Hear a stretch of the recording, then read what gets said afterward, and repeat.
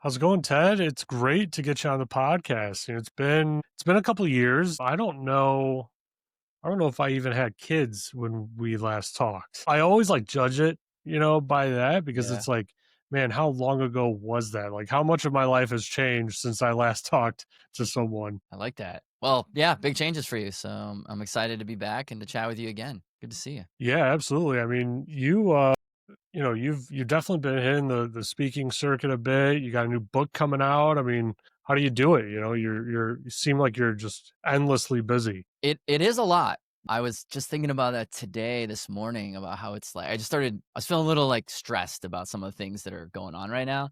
And I started just rattling off the things I actively have going on right now. And I realized like I think it's okay to feel a little stressed when there's this much going on. But I don't know. I just like I find it to be really inspiring and invigorating to have a bunch of different things going on and like pushing multiple different boulders up the hill at the same time. And I really like that. I mean, obviously, it, crosses an inflection point sometimes where you got to pull back a little bit, do some self care. But I think the short answer is I like it. I just like working on a lot of cool things at the same time. Yeah, I really relate to that. I find myself in that same situation, once a year, right? Towards the end of the year, I just feel like so burnt out. It's like I need some me time, just to chill, do nothing else. But if I'm not that busy, like I get very frustrated. I feel like I'm not doing all that I could. I'm not achieving all that I could, And so like I don't know, like when things get hard for me, I always for some way or another like make it more difficult, right?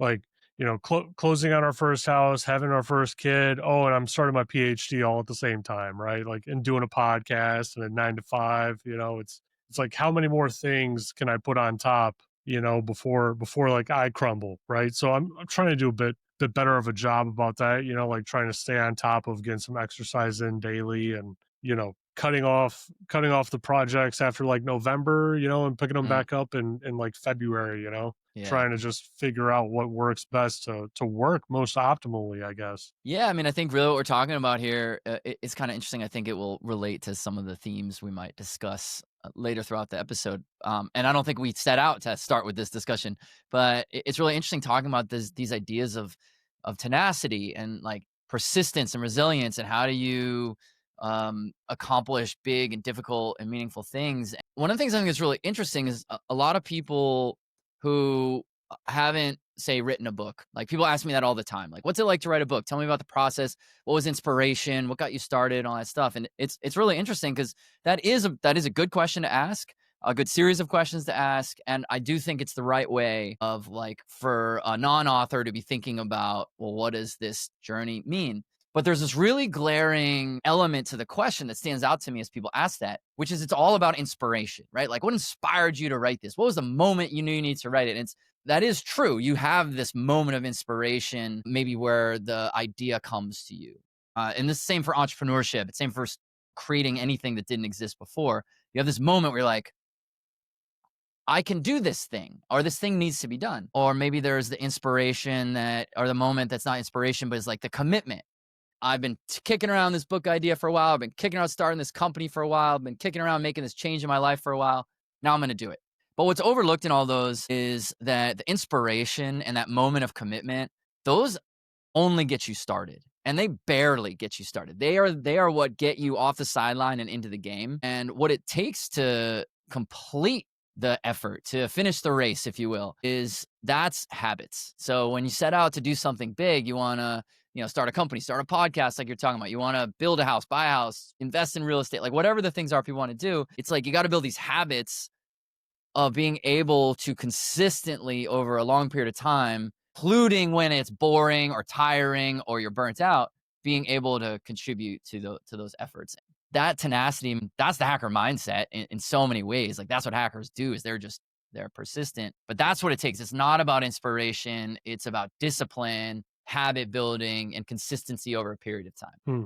Yeah, that's very true. That's very accurate too. And I was talking to a friend of mine who I've known for many years at this point, and he was trying to get into cybersecurity, or is still trying to get into cybersecurity. He's really just at the beginning of his journey with that. And he was complaining about, he can't focus, can't like stay engaged in the material all the time that he needs to and whatnot. He's very inefficient essentially with his study time, right? And I basically broke it down for him exactly like that. Like you have to learn how to hack your own mind, and you have to play games with your mind, and you have to continuously do it. Like for me, when I'm studying or when I'm writing my PhD, my dissertation, like I have music playing in the background, right? Because it needs to like occupy that part of my brain that won't be quiet so I can focus on writing. And like I even like take it back to like when I was training for marathons, right? Like I'm out there, I'm not the fastest runner. So it takes me forever to complete like 20 miles. It just takes me an embarrassing amount of time. And the only way that I can do it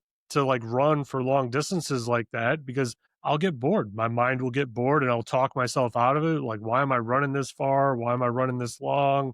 This is stupid. You're tired. Your feet hurt. Your legs hurt. You should just stop. You're going to pay for this tomorrow. All that sort of stuff. Right. I actually count backwards. Like, I start looking at my watch. I'm like, okay, this many steps equal to this 0.01 of a mile. And I got this left to go. And all that sort of stuff. So then that's how many steps, like all these games, right? There's no reason for me to think about any of that stuff, but I have to find a way to preoccupy my mind to reach that goal. Like that's the only way that I can do it. Yeah, you know what you're doing when you describe that is you are preoccupying your mind for sure. You've figured out the way you think and how can you optimize your habits or your process around that. So that's phenomenal self-awareness.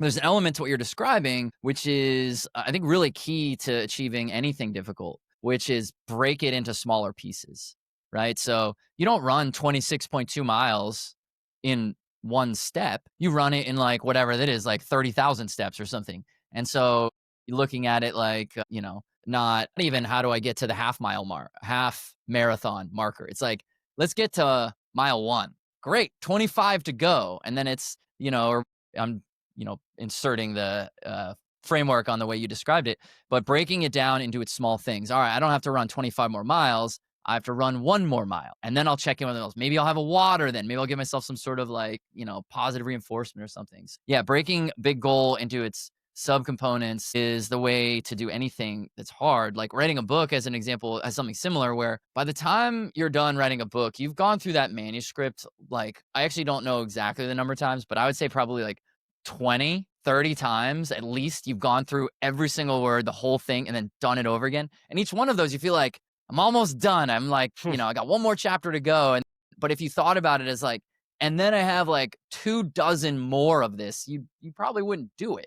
But if you could just look at the thing that's just on the horizon in front of you, like, I just got to get part one finished today or part one finished this week or whatever. That's way more achievable and it's not as daunting. And you just build a habit, you do that over time, and that produces really big outcomes. Yeah.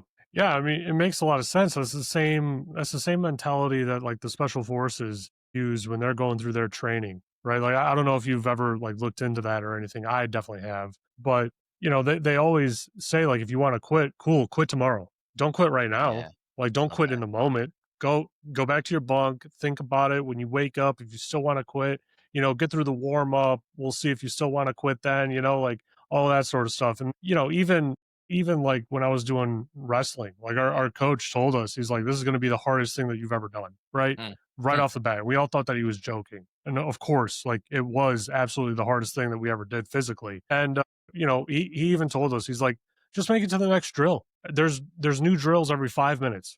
Make it to the next one, and reassess. Right. Like don't quit right now. Don't quit in the moment. And I think that's the thing that a lot of people get caught up in, right? It gets too difficult. You don't know what the next step is. You can't see it. You can't see the finish line, and it kind of overwhelms you, and you just quit. You walk away from it. It's like, oh, I can't do it. But there's millions of other people that wrote books, so like you can do it. Obviously, there's a Yeah. way to do it. Yeah, you just gotta figure it out. I love that quit tomorrow mantra. Yeah, it's sort of similar to like if you're in a workout or something and it's like, oh, you got 60 more seconds of this plank or some awful thing. The mantra say to myself in those types of moments is like, I can do anything for 60 seconds. And then all of a sudden you're done and you've just built this little bit of resilience and you just like add those layer on layer. And hackers are like that too, right? Hackers are, I think outside of the hacking world, people think that hackers have this like magic wand and they're like, I'm gonna hack that system. They like wave the magic wand and like poof, they're in. And it doesn't quite work that way. I mean, in some cases it does. Systems are so badly built that it's like literally a couple keystrokes. But for the most part, it's probing and pushing and trying different things and hitting dead ends and chasing red herrings, and you just do it over and over and over and over and over again, and eventually you find that thing that may not itself yet be the exploitable vulnerability, but it leads you to the next thing. And every hacker that I ever talked to about like what do they love about this, they talk about some version of that, like that dopamine that comes from that. They're like, oh, it's almost like a drug. It's like getting closer to and then finally finding that vulnerability. It's like so meaningful and fulfilling, and it's the hard things make the payoff richer, right? If it was easy to achieve things, like it wouldn't be that meaningful. But because things can be hard, the things that are hard, those things are the really, really rewarding efforts that we can pursue. Yeah. No, it's like, having that mentality of like, well, what if I can do it? Right? What if I can actually accomplish this? I don't know, like I started with, right? Like something's wrong with my brain where if it's too easy or I get too used to something, like I have to switch it up and make it really hard. Maybe when I'm done with my research, I'll go the offensive side of security. I've always done the blue team stuff. I've always been on the defensive side, the engineering side, but now I'm starting to get the itch, again to get into the offensive side. So it's like, all right, let's get this PhD done, and then I'll dive into that rabbit hole. Yeah. And both sides will make you better, right? So you go the blue route for a little while and then you do the red route for a while. That's going to make you a better blue teamer. And the fact that you've been a blue teamer all along is going to make you better a red teamer. And you keep combining those things. I mean, one of the things that is a really important facet for any aspect of life, but let's talk about in the hacking realm right now, is the ability to stand and analyze the viewpoint of others. Like this is what hackers are so good at this. They're able to look at something and think, what was the developer thinking when they built this system? Like what was the engineering process they were going through? Why did they build it that way? When being able to put yourself in someone else's shoes, that is how you can then think about, okay, well, then how would I where are the gaps in that thinking? Social engineers do this all the time, right? That's why, like a social engineer, if they're trying to get into a building, they might wear a reflective yellow vest because what does the person on the other side of the table think? When they see someone walk in carrying a ladder, wearing a yellow vest, oh, that person is probably a maintenance person. They're probably supposed to be here. Let me make their life easier. Their hands are full of this ladder and all these tools. And that's why that's so effective, because that social engineer has put themselves in the shoes of the person they're trying to deceive and try to think about, in this person's moment, the way they think, the way they do their job, how are they going to see me? And that is a really, really important thing to do. So what you're talking about, this idea of like pursuing different elements, different angles of really the same profession, all that's going to do is make you better. And I think there's a lot of people who feel like once I switch from one thing to another, now I'm like at the basement again. Now I have no experience. Now I'm a novice again, as if that's a bad thing. Being a novice is phenomenal. First of all, that's where curiosity is just so abundant. But yeah, you get this now variety of perspectives, which is just going to make you better at everything else that you do. Yeah. Yeah, that's very true.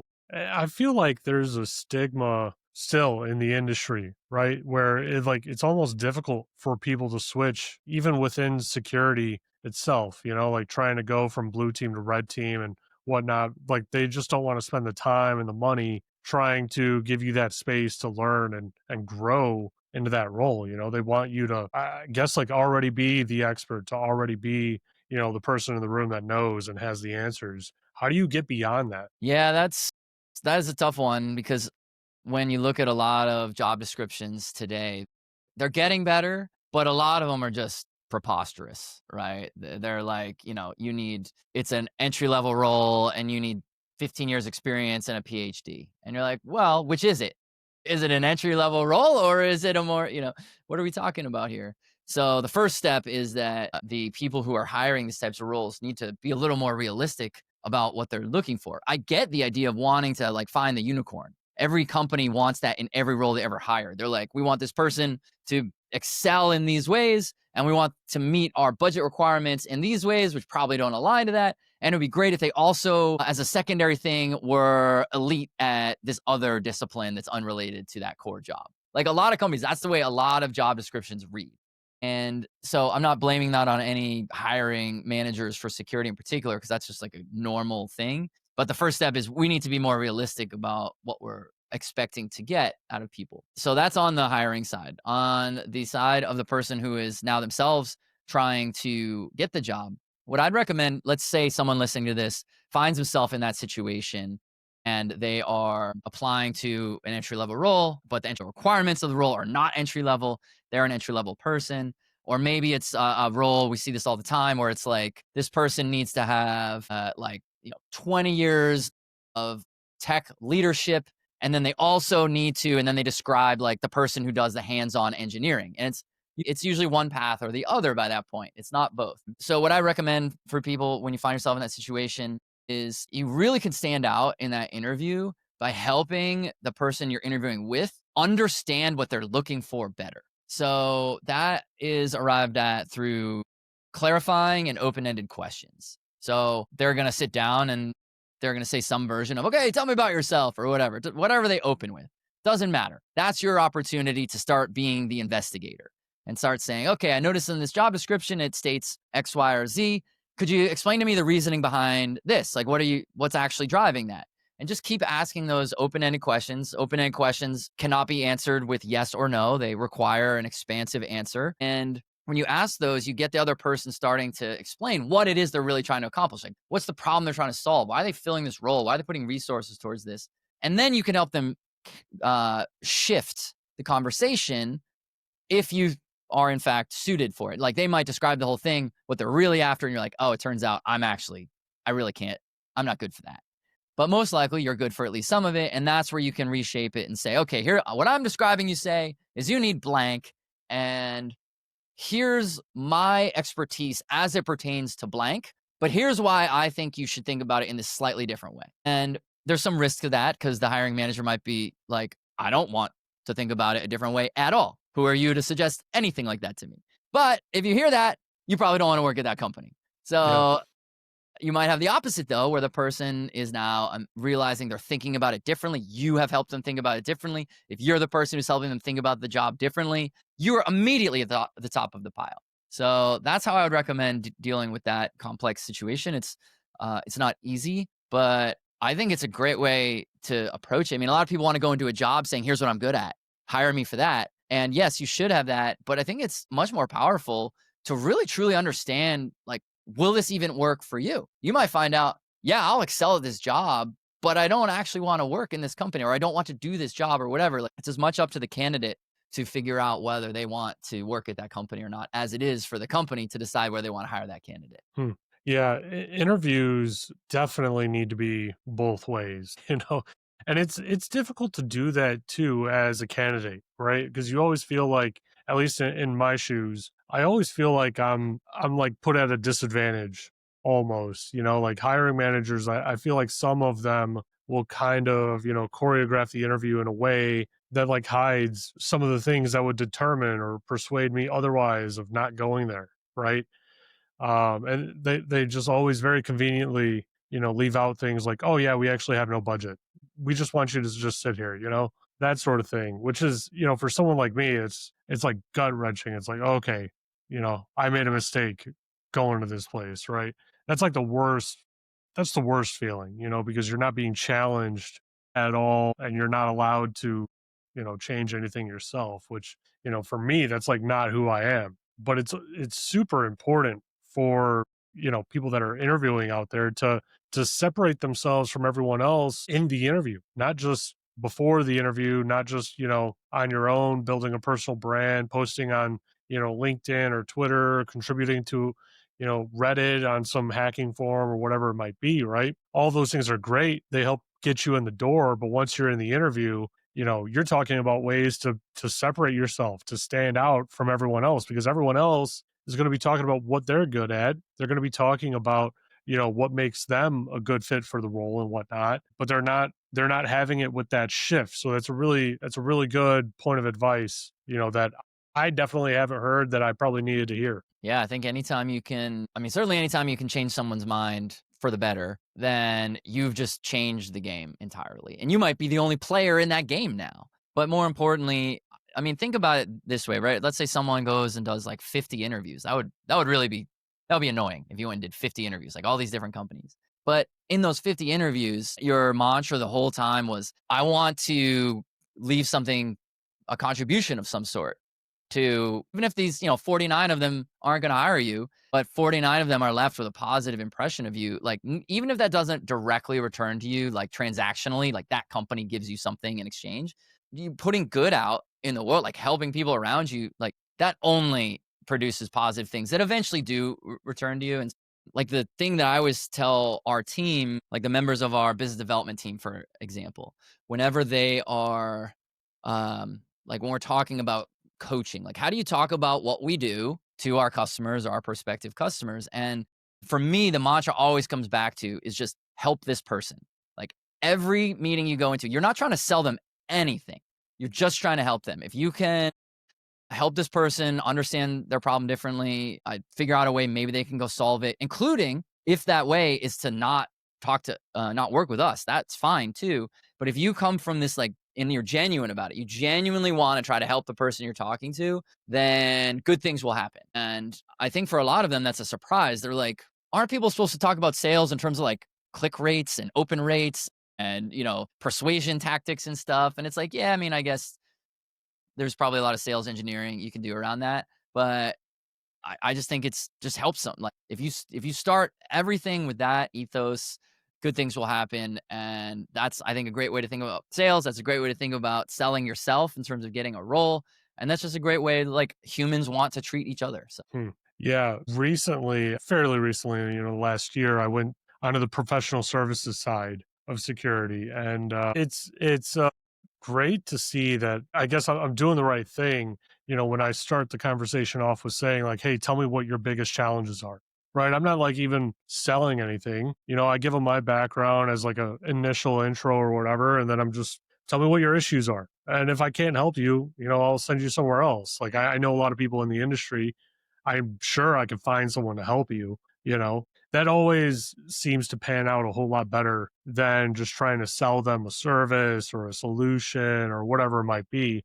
And even the most successful salespeople that I've worked with throughout my career, they spend like 5 minutes at the end of the conversation just being like, "Oh yeah, like I got this thing over here. If you want it, we could do it, but if not, no worries." Like that sort of mentality and having that interest, right? Because it comes down to having a genuine interest in the person in front of you rather than seeing them as a dollar sign or making some sort of money off of them or whatever. You're just here to help them. And when you're genuinely there to just help, I think it comes off a whole lot better, a whole lot different, and it works out better for everyone. I mean, people want to work with, do business with, partner with, etc. People they like. I'm in the process right now of interviewing for a new tax strategist. I mean, talk about like a snooze of a profession to be interviewing people about, right? And I've narrowed it down to like maybe three or four. They all seem very, very capable. They all know the tax code better than I do. So then it's like, okay, well, then what? You know? And now I'm realizing like of these three or four, all roughly equally qualified. Fees vary, but it's not like, orders of magnitude and variation. It comes down to like the guy that I like talking to, like the guy who understands my business, who was asking clarifying questions, who's like curious, not just about like the numbers, but about, oh, why'd you make that particular business decision? What's driving next, etc. It's like, that's the guy I want to do business with because he's interested and he's engaged and I like him. So I think I know it's maybe not as actionable of advice, like be likable to other people, but being likable starts with wanting to help other people. Like if you genuinely care about other people and helping them, you can overcome any interpersonal, conversational deficiencies that you might have if you just want to help other people. Hmm. Yeah, that's a great point. So, tell me about your book that's coming out. I think I'm registered to find out when it goes live, but tell me what this new book is. Yeah, the new book is called Inner Hacker, and the concept of it is for a general audience. So I wrote this for everyone, not just security professionals. I want people to be able to think like a hacker. And what I do in this book is I've first, of course, explore what that means. Like, what does it mean to think like a hacker? What are hackers? And then examine, well, what happens when you do think like a hacker? So what happens when you think like a hacker is it helps you think independently. It helps you think differently about the situation, whatever the situation is. Maybe it's starting a company, getting a job, getting promoted, starting a charity, changing your career, whatever. If you apply the hacker mindset, you could think about that situation differently. And when you think about it differently, that reveals these overlooked opportunities, these things that other people have missed. And that's what makes hackers successful when it comes to finding exploitable security vulnerabilities in, say, software systems. But that's a mindset, right? That's not about technical skills. That's about how you think about something. And so in this book, I analyze, I through storytelling, explore, well, what does that mean? What are the different elements to how a hacker thinks? And then most importantly, how can someone apply it? Like it's one thing to be like, you should think like a hacker. And people are like, okay, that sounds interesting. Now what? And so this book is sort of the now what. So I mean, obviously there's the I'm trying to convince why you should do this. And then it's very actionable in terms of teaching people how to do that. I mean, I get to spend every day around hackers. Hackers are my friends. I go on vacation with hackers. And I think the hacker mindset is a superpower. And what I'm trying to do with this book is to teach that superpower to everyone who is interested in a new way of thinking. Yeah, it seems like everyone has that to some extent, or they have, that need, right? Because, like, just going back to like kind of how we started the conversation, where you have to find a way to hack your own mind to get yourself through the roadblocks that you encounter. Like when I was starting my dissertation, I was having huge writer's block, and my chair literally had to break it down. He's like, just give me a paragraph, give me 4 sentences. Can you give me 4 sentences? Like on this first little intro, just talk about yourself for 4 sentences. I'm like, oh, okay, I could do that. It's like, okay, now like talk about this topic. What's the first part of it? Like why does it matter? And once I was able to like kind of hack my own mindset, now I'm 100 pages in and I'm not close to being done, unfortunately. But like it got me there, it got me through it, and now I'm able to work my way through, those problems that I was encountering. I love that. Yeah. It's interesting because some of the things we talk about at the top of the show are directly reflected in this book. Like the idea of like doing one more thing, how to build habits, how to basically be more tenacious. Cause that's one of the key elements. I mean, I've had through the course of interviewing and writing this book, and I gave a TED talk called "Why You Need to Think Like a Hacker," and sort of so working on that all these things they helped me like distill down what does it actually mean to think like a hacker. Like it's a pretty cool process. I got to go reach out to hackers that I respect and admire and ask them that question. What does that mean to you? And I basically distilled it down to these 4 traits that hackers are. They're curious, they are non-conforming, they're committed, and they're creative. So those the 4 C's as I think about them. Hackers are curious. Hackers are inquisitive. They want to understand how things work, why it works that way, all that stuff. The second is that hackers are committed, are non-conforming, meaning that they're not willing to follow along where the herd is going just because the herd is going there. They want to think independently and say, well, I know I should do X, but what if I did Y? So that's non-conformity. And then hackers are committed, which is to say that hackers are willing to invest the time, the effort, the love, the passion, the person power, whatever the resources may be required to pursue their targets. And then finally, hackers are creative, meaning that hackers come up with these really elegant and beautiful and innovative approaches to solving problems. Like, oh, no one had thought to combine A with B. But when you combine A with B, it creates this thing that's like exponentially more impactful than either A or B. And hackers do that stuff every single day. And so it's been a really enjoyable journey then digging into each one of those and thinking about, well, what does that mean? And how can I teach that? What are stories that illustrate that? And that's basically what the book does. Hmm. And it's all really built off of habits. I think it does. Would you think that that hacker mindset comes from just having the right habits? I think so. I mean, I think hackers are like any group, people exist on a spectrum. And I'm sure there's the people in the hacker community who would say they have terrible habits and some who have the incredibly disciplined habits. But that would be a self assessment of themselves within their own like spectrum. When I think about what it takes for someone to be interested in and successful at hacking as a profession, it does require habits. They have to be willing to go kind of attempt the same types of things over and over again. Maybe they're changing different types of systems or going after it in a different way or trying to, arrive at a different outcome. But yeah, it's a lot of buying something that hasn't worked 70% of the time, 80% of the time, 90% of the time. You're willing to do it again anyway. And I often think about this metaphorically as like you think about Olympic athletes and what makes an Olympic athlete that level of elite starts with, of course, genetics. They had to be predisposed in a certain way to even be like eligible to build themselves into a certain thing.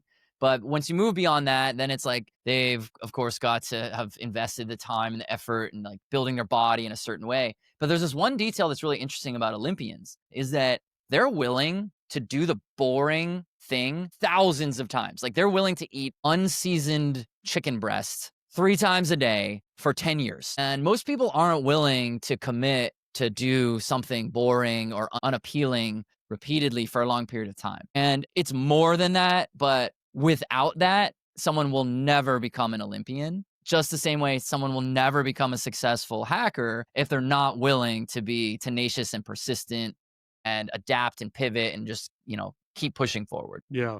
Yeah, it's like what Jay Cutler says when he was training to be Mr. Olympia. He ate not for flavor, not for taste or anything like that, right? It was literally the nutrients that he was putting in, like how clean it was and whatnot. And he even talked about, he's like, yeah, I eat 12 times a day, every 2 hours I'm eating, and I don't enjoy anything that I'm eating. None of it. Like, it's just there. I couldn't even imagine. That would be a tough one. Thankfully, it's not my job. Yeah, I mean, something like that, the reason someone like that is able to do that is because of a larger mission, something that they're striving towards, and they've started with the outcome. Like this is how you break any big thing down and you build it towards habits. You start with the outcome you want to achieve, and then you determine what would the measurements need to be along the way in order for that outcome to be most likely to be delivered. So whatever the goal is, there's going to be some sort of measurement that would like, someone says, I want to be rich someday. Okay, well, what's the measurement? What does that mean? And you define that as either like, dollars in a bank account or total net worth or passive cash flow or whatever it is that however someone defines that. And then you say, okay, well, now I've defined, let's for simplicity's sake, let's say it's dollars of passive cash flow from real estate investment. Okay, well, what do I need to do in order to build a portfolio that gets to that? And then you can break that down. And then you say, okay, well, in order to do that, I have to have this many properties. Okay, what does it take to acquire a property?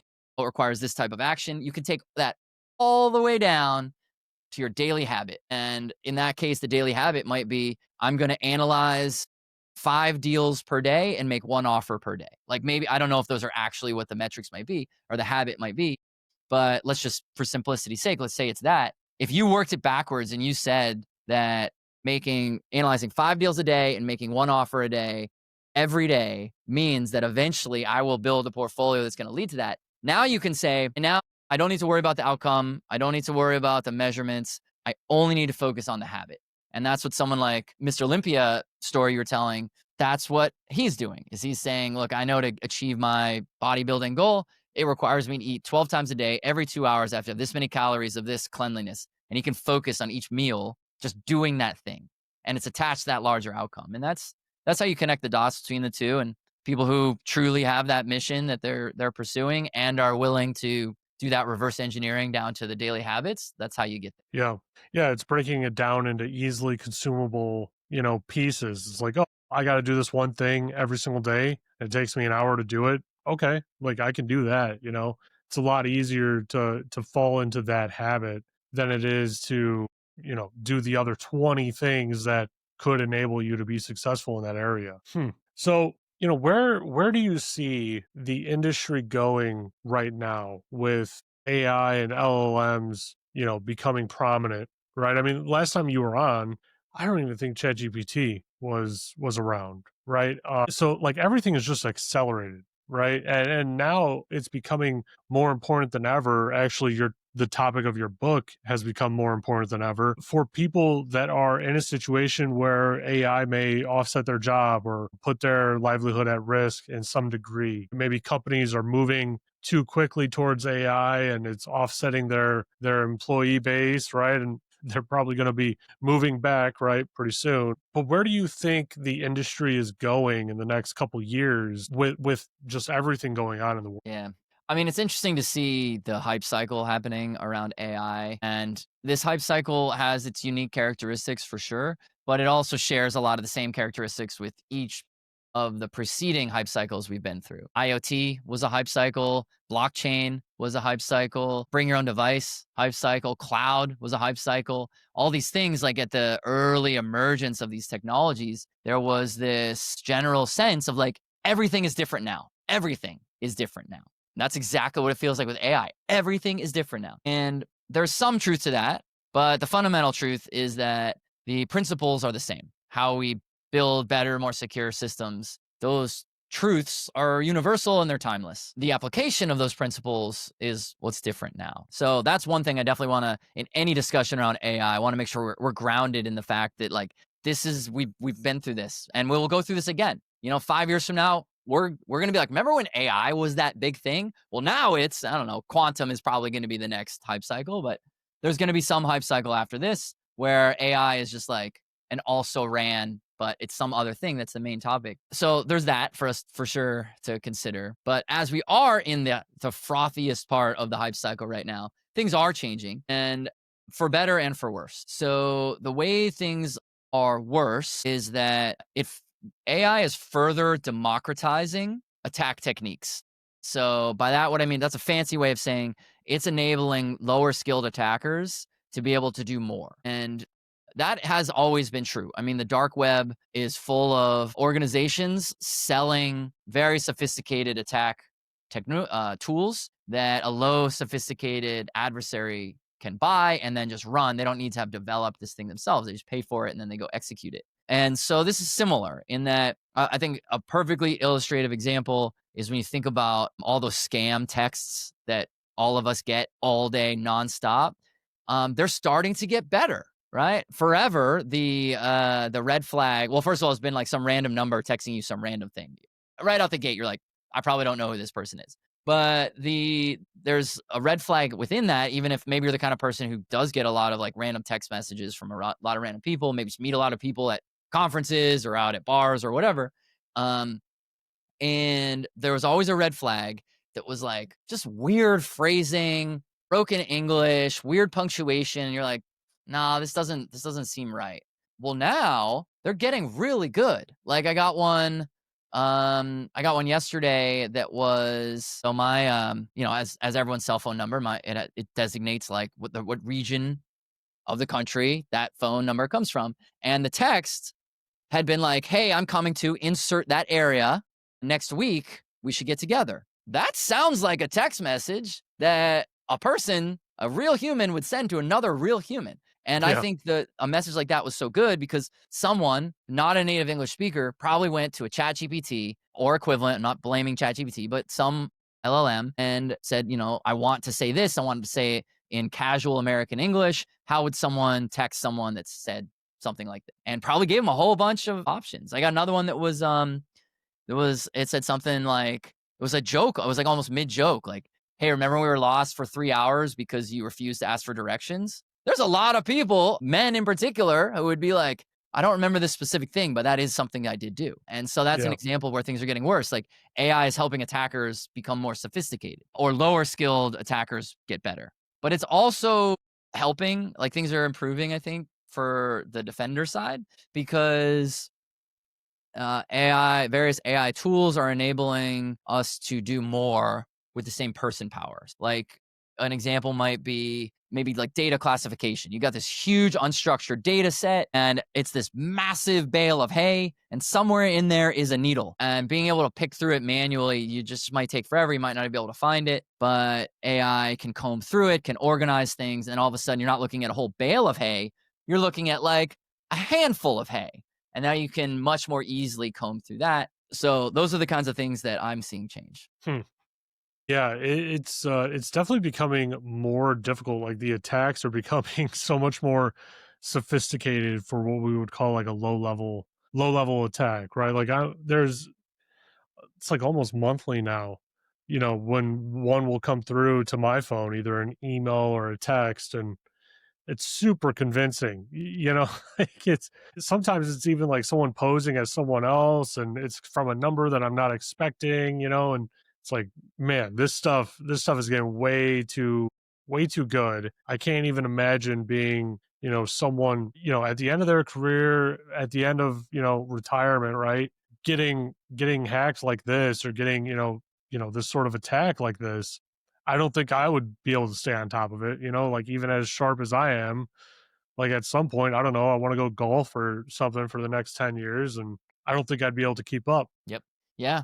I mean, even as diligent as we all are, right? Like there it could also just be even as you're in the profession today, it could just be a matter of timing, right? Like times I find myself like almost falling for something are when that attack has come in, that phishing attempt has come in at the exact moment when I'm actually expecting something similar, like the Yeah. classic one, like something about a package. And it's like, oh, I'm expecting a package today. Here's this thing about a package. The package, there's an issue with the package. Now, fortunately, I always like, check myself before I go do that. But eventually, someone might get lucky where the right technique was used at the right moment, where even someone who's incredibly diligent misses it. And that's the reality of the world we live in. But they're getting better. They're getting harder to spot. And AI is definitely helping with that. Yeah, I'm sure that attack vector is really going to ramp up in the next couple of weeks with Apple's new iPhone release. I mean, I remember the last time when I ordered a phone, like I got that exact thing. Oh, there's been a problem with your package with UPS. Like, okay, well, Apple's shipping it via UPS.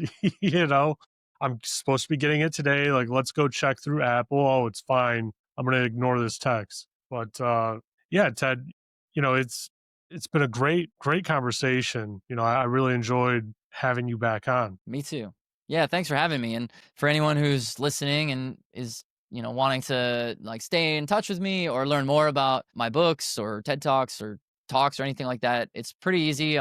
Easy to get a hold of. Just find me at tedharrington.com. Yeah, absolutely. I mean, I was going to ask you before you mentioned it, but thanks thanks everyone for listening. I really hope that you enjoyed this episode. Go check out Ted's books. They're fantastic. I got the first one. I'm definitely going to be getting the second one. Fantastic reads for anyone and everyone. All right. Thanks everyone. Thank you.